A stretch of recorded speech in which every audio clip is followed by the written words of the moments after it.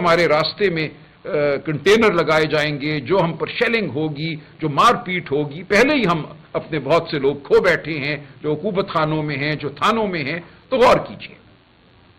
ہم نے یہ بات پولیٹیکل کمیٹی کے سامنے رکھی، اس پہ غور جاری تھا۔ ہم سمجھتے تھے کہ اس کے باوجود ہمیں اپنا احتجاج جو ہے وہ ریکارڈ کرنا چاہیے کہ ہمیں مختلف ایمبسیز سے، دوست ممالک کی ایمبسیز سے، وہ ممالک جنہوں نے یہاں شرکت کرنی تھی ایس سی او کے اجلاس میں، ان کی جانب سے درخواستیں وصول ہوئیں کہ آپ یہ احتجاج نہ کیجیے 15 کو۔ اب یہ وہ ممالک ہیں جن کے ساتھ ہمارا حکومت میں قریبی تعلق رہا ہے، ہم ان کو پاکستان کا خیر خواہ سمجھتے ہیں، آئندہ بھی ہم سمجھتے ہیں کہ اس ملک کی حقیقی حکومت عمران خان صاحب کے تحت پی ٹی آئی کی حکومت ہوگی۔ ہم نے ان لوگوں سے، ان ریاستوں سے آئندہ بھی معاملہ رکھنا ہے۔ ان کی درخواست کو ہم بیک جنبش قلم مسترد نہیں کر سکتے تھے، یہ بھی ایک واقعہ تھا جس کو ہم نے سامنے رکھا۔ اسی طرح ہمارے جو اس وقت آئین کی بقا میں جو ہماری جد و جہد ہے، اس میں جو ہمارے حلیف ہیں مولانا فضل الرحمان اس میں سر فہرست ہیں، ان کا کردار جو ہمارے سامنے آیا ہے، جو انہوں نے ثابت قدمی دکھائی ہے، یہ میں سمجھتا ہوں انشاءاللہ قائم رہے گی اور پاکستان کی تاریخ میں سنہرے حروف میں لکھی جائے گی۔ ان کی جانب سے بالخصوص ایک درخواست آئی کہ یہ نہ کیجیے آپ۔ ہم نے کوئی اس پہ جواب نہیں دیا حتمی ان کو، لیکن یہ تمام معاملات ہم نے سامنے رکھے پولیٹیکل کمیٹی کے کہ اب ہمیں کیا کرنا چاہیے۔ ہمارے سامنے خان صاحب کی صحت، ان کی زندگی سب سے مقدم امر تھا۔ ہم سمجھتے تھے کہ یہ کہہ دینا کہ ان سے ملاقات نہیں کرائی جائے گی، معالج کو نہیں ملایا جائے گا، یہ غلط رویہ تھا، اس کے خلاف احتجاج ہمارا حق تھا۔ 14 تاریخ کے دوران مجھ سے اور دیگر ہماری لیڈرشپ کے افراد سے رابطے ہوئے حکومت کی جانب سے، اور یہ کہا گیا کہ آپ ڈاکٹر عاصم یوسف کو بلوا لیجئے، ہم دیکھ لیں گے، انشاءاللہ ان کی ملاقات ہو جائے گی، جو خان صاحب کے اعتماد کے ڈاکٹر ہیں۔ یہ ہماری گفتگو ہوئی۔ عاصم یوسف صاحب ملک سے باہر تھے، میں نے ان کو فون کیا، ان کو ڈھونڈا، درخواست کی، وہ فوراً اگلی فلائٹ لے کر پہلے کراچی اور پھر کراچی سے اسلام آباد پہنچے۔ 14 تاریخ کی دوپہر وہ اسلام آباد آ گئے تھے، اور ہمیں یہ امید دلائی گئی، تقریباً یقین دلایا گیا کہ ان کی ملاقات میں کوئی کبھات نہیں ہے، وہ ایک پروفیشنل ڈاکٹر ہیں، وہ باہر آ کر کوئی سیاسی بیان نہیں دیں گے، کوئی سیاسی میسج خان صاحب کا وہ نہیں لے کر آئیں گے، وہ صرف ان کی صحت کے حوالے سے جو بھی معائنہ کریں گے وہ ایک میڈیکل رپورٹ دیں گے۔ تو ہم اس امر کو بھی ہم نے سامنے رکھا کہ یہ بات ممکن ہے کہ یہ ہو جائے، اور ہمیں کسی حد تک انسانیت کی بنیاد پر یہ امید تھی، یقین تو میں نہیں کہوں گا، امید تھی، کبھی امید تھی کہ ان کو ملنے دیا جائے گا۔ جب یہ سارے عوامل 14 تاریخ کی شام سامنے رکھے گئے، ہمارے 70-75 ایم پی اے حضرات کی درخواست، دوست ممالک کی درخواست، ہمارے جو حلیف جو اتحادی ہیں ان کی درخواست، مولانا صاحب بالخصوص، اور یہ امکان، میں امکان ہی کہوں گا اس کو، کہ ڈاکٹر عاصم یوسف کو ملنے دیا جائے، ان تمام چیزوں کو سامنے رکھ کر میں کہوں گا پولیٹیکل کمیٹی نے ایک فیصلہ کیا، دیانتداری سے فیصلہ کیا۔ میں اس تمام بحث میں میں موجود تھا جو پولیٹیکل کمیٹی میں ہوئی، اور ایک بحث ہوئی، ایسا نہیں ہے کہ یہ ایک آسان فیصلہ تھا، آسان فیصلہ ہرگز نہیں تھا، اس میں آراء تھیں، مختلف آراء تھیں، لیکن حتمی فیصلہ یہی ہوا کہ ہمیں ان تمام عوامل کو سامنے رکھتے ہوئے 15 تاریخ کو جو پروٹیسٹ ہے وہ نہیں کرنی چاہیے۔ ایک فیصلہ ہو گیا۔ اب یہ کسی کا صادر کرنا فرمان کہ یہ فیصلہ بدعہدی پر مبنی تھا، یہ غداری تھا، یہ میں آپ پہ چھوڑتا ہوں۔ جو بات ہوئی، جس طرح ہوئی، وہ واقعات میں نے آپ کے سامنے رکھ دیے ہیں۔ میری نظر میں جو بھی رائے دی گئی، میں اپنی رائے کی حد تک تو ظاہر ہے وثوق سے کہہ سکتا ہوں، صاحبزادہ صاحب یہاں بیٹھے ہیں، دیگر رفقا، ہم سب نے اپنی اپنی رائے پوری دیانتداری سے دی، اور اس رائے کی بنیاد پر ایک مجموعی فیصلہ ہوا۔ اب اگر کوئی اس فیصلے کو بددیانتی پر مبنی قرار دینا چاہتا ہے تو اس کی مرضی ہے، بیانیہ بنانے پہ تو کوئی پابندی نہیں ہے، آپ کہہ سکتے ہیں، کچھ بھی کہہ سکتے ہیں، لیکن جو حقیقت ہے وہ پورے صدق دل سے، وضاحت سے اور بغیر کوئی چیز چھپائے میں نے آپ کے سامنے رکھ دی ہے۔ اب یہ ہے وہ صورتحال، لیکن دیکھیے اس سے اب ہم نے آگے بڑھنا ہے۔ ایسا نہیں ہے کہ یہ ہماری سیاست یا ہماری مزاحمتی سیاست جو ہے وہ ختم ہو گئی۔ اس وقت جتنی ضرورت مزاحمتی سیاست کی پاکستان کو ہے، پاکستان کے مستقبل میں جو فلاح ہم دیکھنا چاہتے ہیں اس کو ہے، وہ شاید پاکستان کی تاریخ میں کبھی نہیں تھی۔ ہم ایک تاریک گھاٹی کے دھانے کھڑے ہیں، اس سے آگے مجھے تباہی نظر آتی ہے۔ یہ ملک مجھے ان لوگوں کے ہاتھ نظر آتا ہے جو نہ تاریخ کا ادراک رکھتے ہیں، نہ معیشت کا ادراک رکھتے ہیں، نہ شرافت کو کچھ سمجھتے ہیں۔ دیکھیے، پاکستان کی تاریخ میں ایسے مواقع آئے ہیں، اتنا کبھی ماحول شاید کبھی بھی نہیں ہوا۔ میں جب ایوب خان صاحب کے دور کو دیکھتا ہوں، اور اکثر ہمیں جو دوست ملتے ہیں حکومتی یا مقتدرہ کے، وہ ایوب خان صاحب کے دور کی بڑی تعریف کرتے ہیں اور کہتے ہیں ہاں بس یہ غلطی ہوئی ایوب خان صاحب سے کہ انہوں نے جبر ذرا کم کیا، زور سے ان کو دبانا چاہیے تھا، جو تحریک سن 69 میں یا 68 میں شروع ہوئی تھی، وہ چاہتے تو اس کو دبا دیتے، لیکن انہوں نے وہاں کمزوری دکھائی۔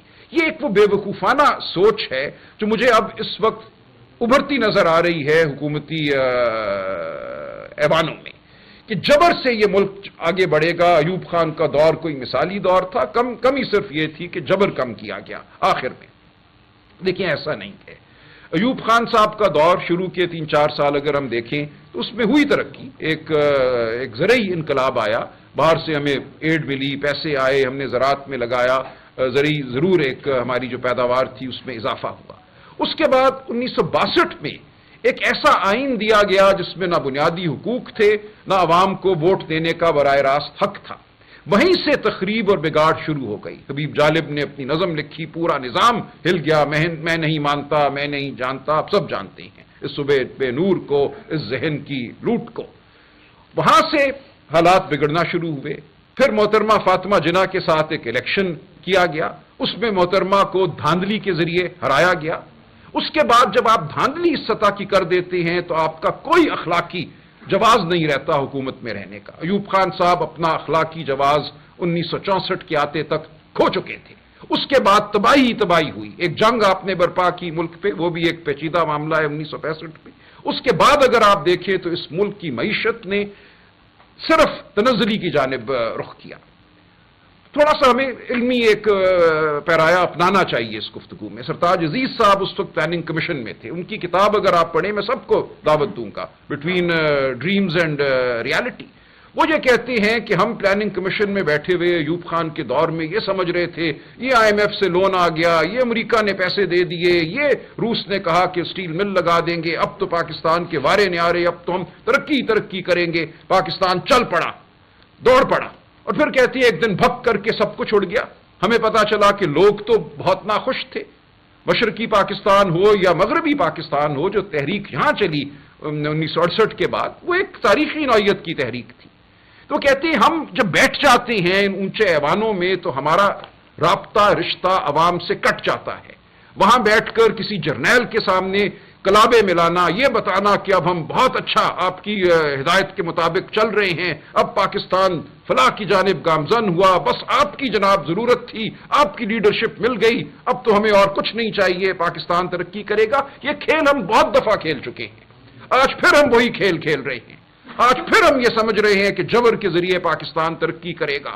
جو اس کو ایک ضرورت تھی ڈنڈے کی، وہ ڈنڈا مل گیا، اب ڈنڈا چلاؤ، ڈنڈے سے پاکستان میں نہریں بہیں گی شہد کی اور دودھ کی۔ ایسا نہیں ہوگا۔ آپ پاکستان کو صرف اور صرف تباہی کی جانب لے کر جا رہے ہیں۔ جو آپ جبر کا نظام برپا کر رہے ہیں، جو شرافت کو آپ تار کر رہے ہیں، اس کا نتیجہ تباہی کے علاوہ کچھ نہیں ہوگا۔ ہم ہرگز ایک انتشاری جماعت نہیں ہے، ہمیں کہا جاتا ہے انتشاری ہیں۔ میں کہتا ہوں شہربانیوں میں آج انتشار ہو رہا ہے، بڑے ایوانوں میں، یہ میں نے کہیں اور بھی کہا، میں اس کو آج پھر دہراتا ہوں۔ جو آپ آئین اور قانون اور شرافت کی دھجیاں بکھیر رہے ہیں، انتشار وہ ہے، انتشار وہ نہیں ہے جو بچے احتجاج کرتے ہیں تو آپ ان کو مارتے ہیں۔ احتجاج وہ نہیں ہے جب آپ ایک قومی لیڈر کو بند کر دیتے ہیں کال کوٹری میں اور اس کے بعد خلاف اس جبر کے خلاف آواز نہیں اٹھانے دیتے، وہاں آپ آنسو گیس برساتے ہیں، ڈنڈے برساتے ہیں، لوگوں کو گرفتار کرتے ہیں، بغیر مقدموں کے کال کوٹریوں میں ڈالتے ہیں۔ 7 دہشت گردی کے مقدمے میرے خلاف قائم کیے گئے ہیں پچھلے 1 ہفتے میں۔ آج میں ہر روز کسی عدالت میں جاتا ہوں یہ بتانے کہ میں دہشت گرد نہیں ہوں۔ تو یہ آپ نے رویہ اپنایا ہے، آپ چاہتے ہیں کوئی آواز بلند نہ کرے، آپ چاہتے ہیں کوئی گفتگو نہ کرے، کوئی آئین کی بات نہ کرے، شرافت کی بات نہ کرے، تو یہ معاملہ کیسے آگے بڑھے گا؟ اس لیے اب ضرورت ہے کہ ہم سب رک جائیں۔ جو آئینی ترمیم کا ایک ڈھونگ کھیلا گیا، جس کی وجہ سے یہ جبر پچھلے جو چند دنوں کا ہمیں نظر آتا ہے، 63A کا فیصلہ دے دیا قاضی صاحب نے آپ کو، کہا کہ ہاں جو منحرف ہوگا اپنی جماعت سے اس کا ووٹ سر آنکھوں پر اٹھایا جائے گا، اس کو گنا جائے گا۔ اس فیصلے کا اس وقت مقصد صرف یہ تھا کہ وہ بازار گرم کیا جائے بے شرمی کا جو آج گرم ہے، لوگوں کو اغوا کیا جائے، مارا پیٹا جائے، بہنوں بیٹیوں کو پہ ہاتھ اٹھایا جائے تاکہ ووٹ ڈلیں، اور وہ ووٹ جو ہیں اس آئینی ترمیم کا باعث بنے جس کے ذریعے شاید نوکری کو طول مل جائے کسی کی۔ تو ہم کہتے ہیں ایسا آپ نے جو کیا بہت برا کیا، نہ آپ کی نوکری کو طول ملے گا، عزت تو خیر گئی۔ آپ اگر چاہتے تھے کہ ملازمت کرتے رہیں کچھ عرصہ اس ملک میں اور اس ملک میں وہ فیصلے دیتے رہیں جو مقتدرہ کے من پسند ہیں، تو انشاءاللہ یہ نہیں ہوگا۔ پاکستان کی عوام کھڑی ہے، پاکستان کی عوام سڑکوں پہ بھی آئے گی، اور دیکھیے سڑکوں پہ لیڈر نہیں لاتے عوام کو۔ یہ ایک کہنا کہ سلمان راجہ اگر ڈی چوک پہ پہنچ جاتا اور 4 گھنٹے وہاں تقریر کرتا تو انقلاب آ جاتا، ایسا کہاں ہونا تھا؟ شیل مار کر آپ نے تو علیمہ بی بی کو 20 سیکنڈ وہاں کھڑے نہیں ہونے دیا، ان کو اٹھا کر لے گئے، ڈاکٹر عظما کو اٹھا کر لے گئے۔ یہاں تو وہ ماحول ہی نہیں ہے کہ آپ کوئی گفتگو کر سکیں، کوئی آواز بلند کر سکیں۔ جب ریلا آئے گا تو وہ عوام خود ریلا لے کر آئیں گے، آپ دیکھیں گے۔ یہ سمجھ لیا گیا ہے کہ جو بنگلہ دیش میں ہوا، جو مصر میں ہوا، جو سری لنکا میں ہوا، وہ کبھی پاکستان میں نہیں ہوگا، وہ ہوگا۔ میں آپ کو یقین دلاتا ہوں کہ ہم سب غیر اہم ہو جائیں گے، عوام خود اٹھے گی حق کا پرچم تھامے، عوام خود اٹھے گی اپنے حقوق کے لیے۔ ہم کھڑے ہیں، ہم عوام کی آواز بنیں گے، ہم فکری رہنمائی دیں گے۔ اگر ضروری ہوگا تو میں چھلاوا بن کے ڈی چوک پہ شیل بھی کھا لوں گا، جتنا میں کھا سکتا ہوں 58 سال کی عمر میں گلیوں میں بھی دوڑ دوں گا۔ لیکن یہ معاملہ نہیں ہے، معاملہ اصل یہ ہے کہ آپ عوام کی تضحیق کر رہے ہیں۔ آج آپ عوام کو غیر اہم سمجھ رہے ہیں، آپ سمجھتے ہیں کہ کوئی آپ کا اور اشرافیہ کا معاہدہ ہے اس ملک کی، اس کے تحت وہ ترقی ہوگی جو 77 سال سے ہو رہی ہے، جس سے عوام کو کچھ نہیں ملا۔ آج بھی عوام بھوکی ہے۔ اس ملک میں 8 کروڑ لوگ ہیں، بچے ہیں 5 سے 15 سال کی عمر کے، اس میں سے صرف 10 لاکھ بچے جاتے ہیں بیکن ہاؤس اور سٹی سکول اور گرامر سکول اور دیگر جو آپ کے سکول ہیں۔ 7 کروڑ 90 لاکھ بچے کہاں جاتے ہیں؟ ان کو کیا تعلیم دی جاتی ہے؟ جب وہ 18 19 20 21 22 سال کے ہوتے ہیں تو ان کے ہاتھ میں کیا ہنر ہوتا ہے؟ یہ ہے وہ وجہ جس کی وجہ سے اس ملک میں غم ہے، اس ملک میں غصہ ہے۔ آپ نے پوری ایک جنریشن، ایک پود ایسی پیدا کی جس کو آپ نے نہ تعلیم دی نہ صحت دی، اور اس کو یہ کہا کہ اب تم موبائل فون پہ خواب دیکھو۔ غصہ ہی اس کا انجام ہونا تھا، اور وہ غصہ ہے، وہ غصہ پنپ رہا ہے، وہ غصہ پھٹے گا۔ اس غصے کا واحد میں کہتا ہوں حل یہ ہے کہ آپ عوام کو گلے لگائیں، اس ملک میں آپ وسائل کی تقسیم دوبارہ کریں، آپ سکول اور ہسپتال عوام کے لیے بنائیں، آپ بڑے بڑے سکول اور بڑے بڑے ہسپتال صرف اشرافیہ کے لیے نہ بنائیں۔ پاکستان کی عوام جس نے 8 فروری کو ایک خاموش انقلاب برپا کیا اپنے ووٹ کے ذریعے، اسی لیے کیا کہ وہ عمران خان کو نجات دہندہ سمجھتی ہے۔ وہ سمجھتی ہے کہ عمران خان اور پی ٹی آئی ان کے تحفظ کے لیے، ان کے حقوق کے لیے لڑیں گے، اور ایسا ہی ہوگا، ہم لڑتے رہیں گے۔ ہم پہ جو تہمت لگانا چاہتے ہیں، یہ ایک بالکل سوچا سمجھا ایک منصوبہ ہے کہ تہمت لگاؤ ان لوگوں پر، ان کو عوام کی نظر میں بے قدر کر دو، کر دیں۔ دیکھیے ہماری زندگیاں تو چل ہی رہی تھی، میں اس ملک کا ایک کچھ اچھا بھلا وکیل تھا، میں واپس چلا جاؤں گا، کروڑوں کی وکالت ہے، گولف کورس ہے، وہ زندگی تو ہم جی سکتے ہیں۔ کیا ضرورت ہے ہم سب کو؟ شائستہ بیٹھی ہیں، صاحبزادہ صاحب بیٹھے ہیں، ہم سب اگر چاہیں تو آنکھیں بند کر کے سر جھکا سکتے ہیں، جی حضوری تو ہم سب کر سکتے ہیں، ہم سب سینیٹر بھی بن جائیں گے، اٹارنی جنرل بھی بن جائیں گے، سب کچھ ہو جائے گا ہمارے لیے، لیکن عوام وہیں رہے گی۔ ہم اس لیے نکلے ہیں باہر اپنی زندگیوں کو چھوڑ کر کہ ہم چاہتے ہیں کہ عوام کی بات کی جائے۔ ہم عمران خان کا ساتھ اس لیے دے رہے ہیں کہ وہ حقوق کی بات کر رہا ہے، وہ ان اصولوں کی بات کر رہا ہے جو انسانیت کے لیے اہم ہیں، جو ہمارے آئین اور قانون کے اصول ہیں۔ تو ہم بڑے ادب سے لیکن پورے عزم سے یہ کہتے ہیں کہ ہم کھڑے رہیں گے، ہم لڑتے رہیں گے، ہم آئینی جنگ بھی لڑیں گے، قانونی جنگ لڑیں گے، اور ضروری ہوگا تو سڑکوں پہ بھی لڑیں گے۔ بہت شکریہ۔ کچھ بات شائستہ بھی کریں گی اور صاحبزادہ صاحب کریں گے۔ صاحبزادہ صاحب۔ بسم اللہ الرحمن الرحیم، بہت شکریہ جی۔ میں سلمان اکرم راجہ صاحب نے پوری ڈیٹیل کے ساتھ ساری باتیں کر دی ہیں، میں زیادہ ٹائم نہیں لوں گا، صرف 2-3 چیزیں چونکہ نیشنل اسمبلی سے آ رہا ہوں۔